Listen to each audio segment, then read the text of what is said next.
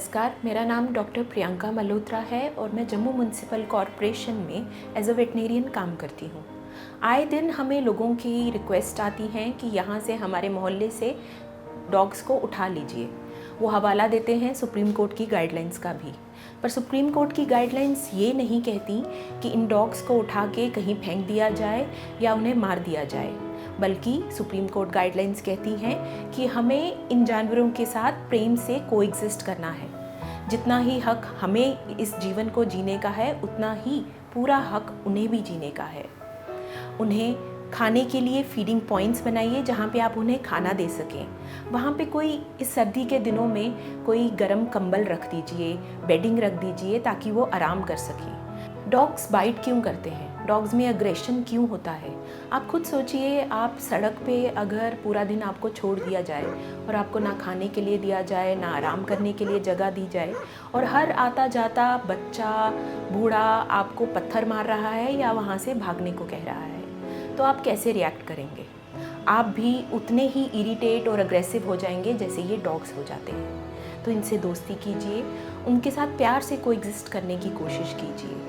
अब हम यूजुअली देखते हैं कि विंटर सीजन में कई मादाएं जो हैं पपीज़ देती हैं, तो इन पपीज़ को वो प्रोटेक्ट उसी माँ की तरह करती हैं जैसे एक ह्यूमन माँ अपने बच्चों को करती है। तो अगर आप उनके पपीज़ के पास जा रहे हैं, उन्हें उठा रहे हैं या उन्हें मार रहे हैं, तो वो माता उतनी ही अग्रेसिव हो जाएगी। उसी तरीके से अगर आप किसी मोहल्ले में या किसी सोसाइटी में जानवर को मार डालते हैं या मास किलिंग या पॉइजनिंग करते हैं, तो उससे क्या होगा? These dogs move in packs, और जहाँ भी जगह खाली होगी वहाँ पे नए जानवर आ जाएंगे। तो रास्ता क्या है इन डॉग पॉपुलेशन को कम करने का?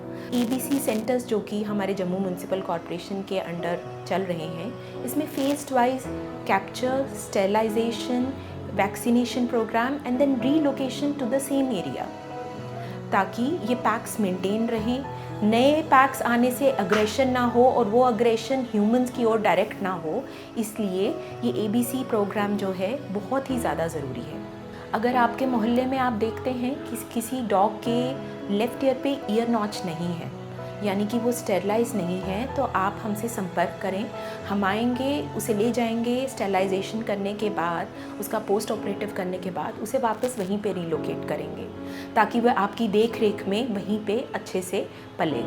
एक शिकायत हमसे और लोग करते हैं कि हमारी जो स्टाफ है वहाँ पे डॉग्स को उनके एरियाज़ में रिलीज़ कर रहा है।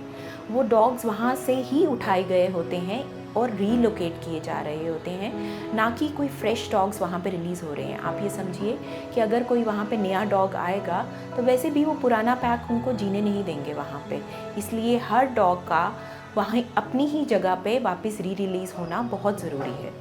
जम्मू म्यूनसिपल कॉरपोरेशन में हम various IEC campaigns, that is information, education, communication campaigns चलाते हैं, जिसे हम स्कूल्स में, कॉलेजेस में, यूनिवर्सिटीज़ में, जनरल पब्लिक में अपने वेरियस इनिशिएटिव्स बताते हैं थ्रू नुक्कड़ नाटक, through capacity building programmes, through presentations, ताकि हम इनको बताएं कि इनके साथ हमने कोएग्जिस्ट करना है, हमने इन्हें मैनेज करना है, ना कि हमें एलिमिनेट करना है।